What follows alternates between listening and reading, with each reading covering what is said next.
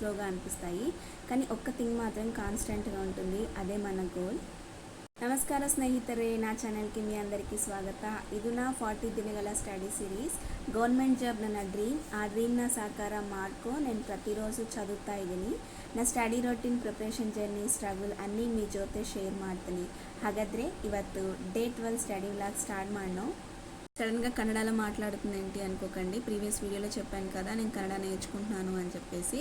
So అందుకనే ఇట్లా next వీడియోలో యూట్యూబ్ ఇంట్రో కన్నడలో చెప్తానని చెప్పాను కదా, అందుకని ఇలా అయితే ట్రై చేశాను. కన్నడ తెలిసిన వాళ్ళున్నా కన్నడ వాళ్ళైనా సరే నేను చెప్పిన దాంట్లో ఏదైనా తప్పులు ఉంటే మాత్రం ప్లీజ్ క్షమించండి. ఏదైనా తప్పులు ఉంటే నాకు చెప్పండి, నేను సర్చ్ చేసుకొని మళ్ళీ కన్నడలో చెప్పడానికి అయితే ట్రై చేస్తాను.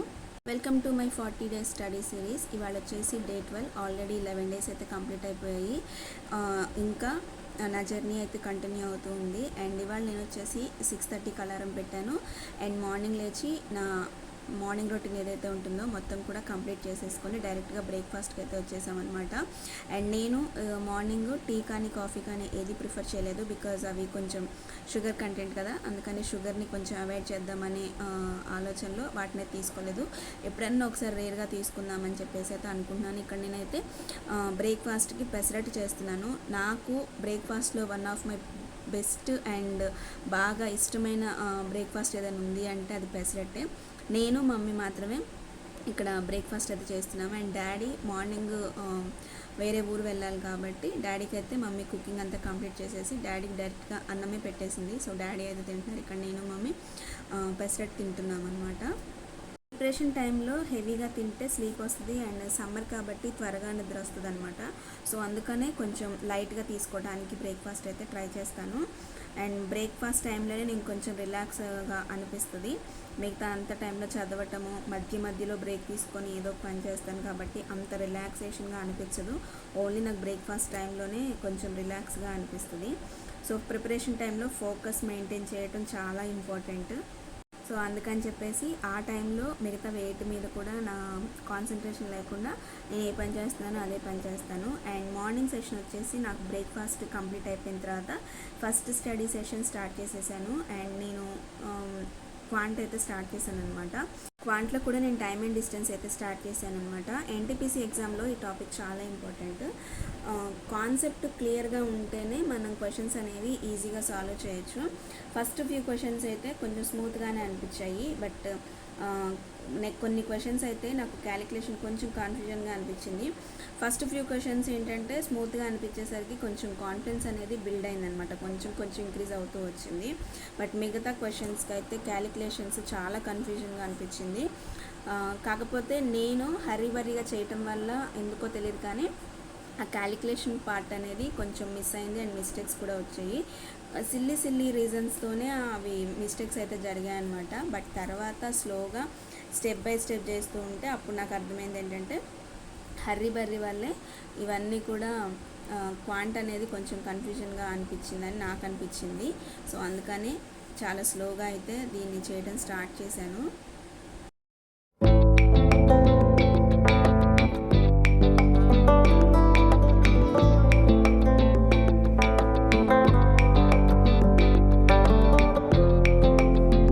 నెక్స్ట్ సెషన్లో వచ్చేసి నేను రీజనింగ్ మార్క్ అయితే రాశాను.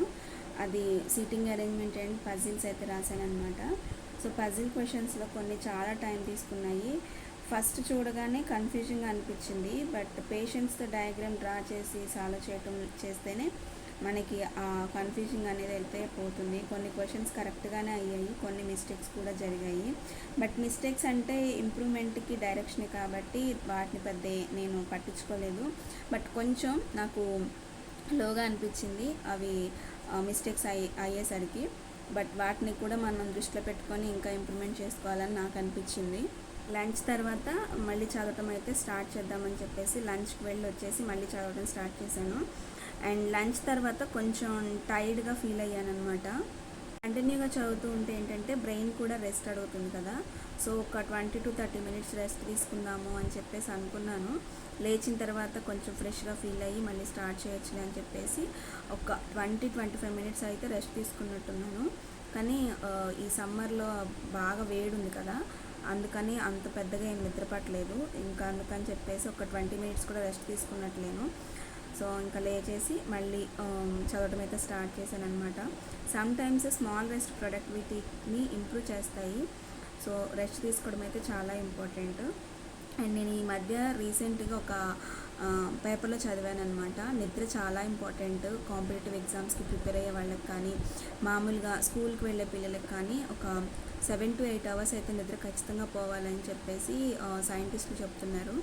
సో కాబట్టి ఎంత చదివినా సరే మనకు నిద్ర అనేది సరిగ్గా లేకపోతే చదివింది ఏది గుర్తుంది కదా. అందుకని చెప్పేసి నిద్ర మాత్రం బ్రేక్ చేయమాకండి. మీకు ఒకవేళ నిద్రగా వస్తుంది అనిపిస్తే మాత్రం ఖచ్చితంగా ఆ టైంలో బ్రేక్ తీసుకొని మళ్ళీ కంటిన్యూ చేస్తేనే మంచిది. అండ్ ఇంకా నెక్స్ట్ సెషన్లో వచ్చేసి జనరల్ అవేర్నెస్ అయితే స్టార్ట్ చేశాను. కరెంట్ అఫైర్స్ ఏంటంటే నాది మార్చ్ మంత్ ఇంకొంచెం పెండింగ్ ఉంది కాబట్టి దాన్ని కొంచెం స్లోగానే నోట్ చేద్దాము అనుకున్నాను. బికాజ్ 150 to 160 క్వశ్చన్స్ ఉన్నాయి. సో ప్రతిదానికి కొంచెం డీటెయిల్డ్గా ఇచ్చారు కాబట్టి ఆ డీటెయిల్స్ మొత్తం రాయాలంటే కొంచెం టైం పడుతుంది.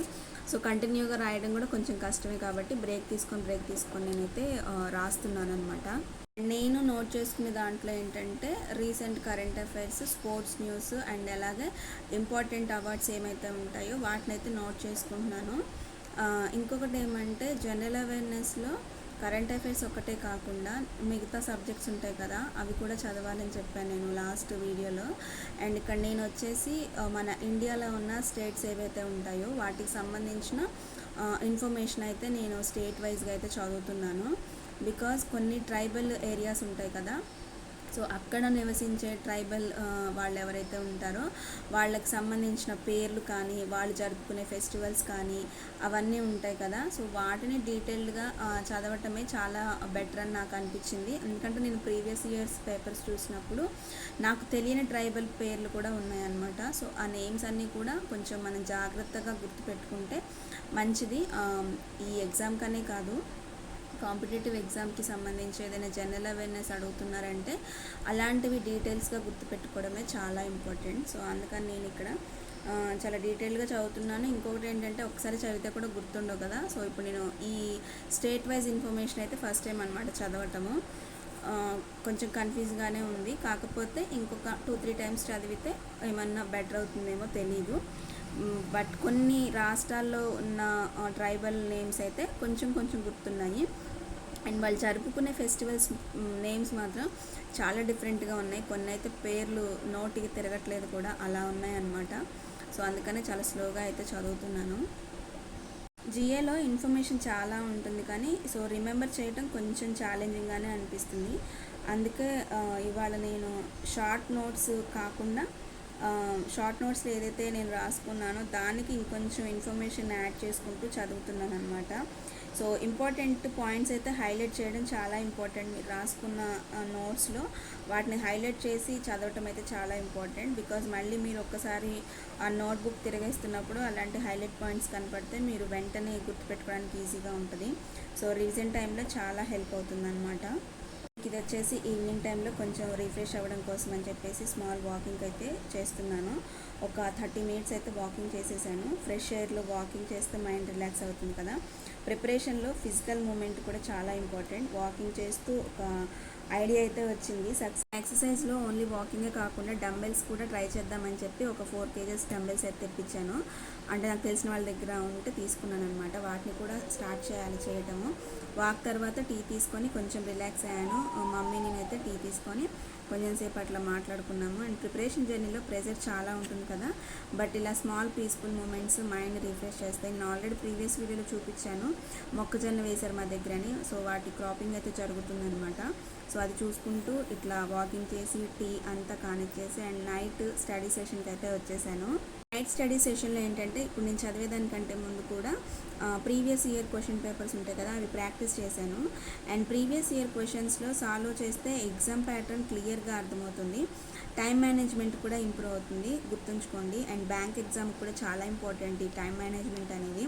కొన్ని క్వశ్చన్స్ ఈజీగా సాల్వ్ అవుతున్నాయి కానీ కొన్ని క్వశ్చన్స్ ఏమో కొంచెం డౌట్గా అనిపిస్తుంది నాకు. బట్ అదే ప్రిపరేషన్లో ప్రాసెస్ కాబట్టి ఎవ్రీ మిస్టేక్ ఒక లెర్నింగ్ ఆపర్చునిటీ లాగే తీసుకోవాలి. అండ్ ఈ నైట్ స్టడీలో నేను ఏంటంటే నెంబర్ సిరీస్ అయితే స్టార్ట్ చేశాను. బికాస్ నాకు ఫాస్ట్గా చేసుకుంటే అయిపోతుంది కదా అని చెప్పేసి నేను నెంబర్ సిరీస్ కూడా స్టార్ట్ చేశాను అనమాట. అంటే ప్రతిరోజు ఒక టాపిక్ అనేది చేస్తున్నాను కదా, బట్ నాకు ఇంకా టైం ఉంది కాబట్టి నెంబర్ సిరీస్ అయితే స్టార్ట్ చేశాను. అండ్ ఇంకొకటి ఏమంటే నెంబర్ సిరీస్ నాకు ఎప్పుడు కూడా అది నాకు ప్రాబ్లమే. ఎందుకంటే నాకు అంత తొందరగా అర్థం కాదేమో అనిపిస్తుంది నెంబర్ సిరీస్. సో అందుకని కొంచెం స్లోగా అయితే నేను చేస్తున్నాను. అండ్ ఇక్కడ నాకు 19 క్వశ్చన్స్ అయితే ఇచ్చారు. సో ఆ 19 క్వశ్చన్స్ విత్ ఆన్సర్స్తోనే ఇచ్చారు. సో వాటిని సాల్వ్ చేసిన తర్వాత ప్రాక్టీస్ టెస్ట్ లాగా ఒక 4 ప్రాక్టీస్ టెస్ట్లు అయితే ఇచ్చారు. ఒక్కొక్క దాంట్లో వచ్చేసి 20 క్వశ్చన్స్ ఉన్నాయన్నమాట. సో ఆ 20 క్వశ్చన్స్ కూడా సాల్వ్ చేశాను. బట్ లాస్ట్లో కొంచెం నాకు డిస్టర్బ్ అయిందనమాట. అంటే ప్యాటర్న్ అనేది నాకు సరిగ్గా అర్థం కాలేదు. కొంచెం రీసెంట్గా వచ్చిన దాంట్లో నుంచి అప్డేట్ చేసి ఇచ్చారు. అందులో ఏంటంటే సబ్ట్రాక్షను అండ్ అలాగే మల్టిప్లికేషను, స్క్వేర్స్ మిక్సింగ్ అయి ఉన్నాయి. అండ్ తర్వాత ఇంకోటి ఏంటంటే జంబ్లింగ్ సిస్టంలో ఉందన్నమాట. సో అది కొంచెం నాకు లాస్ట్లో డిస్టర్బెన్స్గా అనిపించింది. ఇంకా కొంచెం డిస్టర్బెన్స్ అయితే ఆల్రెడీ మైండ్ ఫ్రస్ట్రేషన్కి స్టార్ట్ అవుద్దని చెప్పాను కదా, సో అట్లనే అయ్యింది. బట్ ఓకే, సాల్వ్ చేశాను. కాకపోతే అంత సాటిస్ఫాక్షన్ అనిపించలేదు. ఎందుకంటే ప్రీవియస్ చేసిన వాటన్నిటికంటే కూడా లాస్ట్కి వచ్చేసరికి కొంచెం డిస్టర్బెన్స్గా అనిపించింది. ఆ ప్యాటర్న్ కూడా నాకు సరిగ్గా అర్థం కాలేదు. అందుకని చెప్పేసి కొంచెం డిస్టర్బెన్స్గానే అనిపించింది. అండ్ నాకు సాటిస్ఫాక్షన్ లేదనమాట అవి చదివినందుకు. సర్లే తర్వాత చేయొచ్చులే అని చెప్పేసి అక్కడికి వదిలేశాను. ఆల్రెడీ 11 డేస్ అయితే అయిపోయాయి. స్టార్టింగ్ డేస్ అయితే గుర్తొచ్చాయన్నమాట. అప్పుడు ప్రిపరేషన్ స్టార్ట్ చేసినప్పుడు కొంచెం డౌట్ కూడా ఉండేది కదా, బట్ ఇప్పుడు ఒక థింగ్ అయితే క్లియర్ అయింది. కన్సిస్టెన్సీ పవర్ చాలా స్ట్రాంగ్ అని అర్థమైంది నాకు. డైలీ స్మాల్ ఎఫర్ట్స్ చేస్తే ప్రోగ్రెస్ అనేది కనిపిస్తుంది. జర్నీ ఇంకా కంప్లీట్ కాలేదు కానీ బట్ డైరెక్షన్స్ కరెక్ట్గా ఉంటేనే జర్నీ కూడా కంప్లీట్ అవుతుంది కదా. సో నాకు అలానే అనిపించింది. కాంపిటేటివ్ ఎగ్జామ్ ప్రిపరేషన్లో సమ్టైమ్స్ ఏంటంటే పేషెన్స్ టెస్ట్ చేస్తుంది అనమాట. బట్ గుర్తుంచుకోవాల్సింది ఏంటంటే హార్డ్ వర్క్ అనేది సైలెంట్గా జరుగుతుంది, రిజల్ట్ మాత్రం కొంచెం లౌడ్గానే మాట్లాడుతుందని నాకు అనిపించింది. ప్రజెంట్ ఉన్న సిచ్యువేషన్లో అయితే చాలా ప్రెజర్స్ ఉన్నాయి. బట్ అన్నిటిని తప్పించుకోవటానికి నాకు ఇష్టమైన పని అయితే నేను చేయడానికి స్టార్ట్ చేశాను అనమాట. అంటే లాంగ్వేజెస్ నేర్చుకుంటున్నానని చెప్పాను కదా, అది మెయిన్ రీజన్ వచ్చేసి ఈ ప్రెజర్ నుంచి నేను తప్పించుకోవటానికే. బికాజ్ ప్రెజర్ ఎక్కువైతే మైండ్ అనేది అంత ఫ్రెష్గా ఉండదు, రిలాక్స్గా కూడా ఉండదు, డిస్టర్బెన్స్ ఎక్కువగా ఉంటుంది.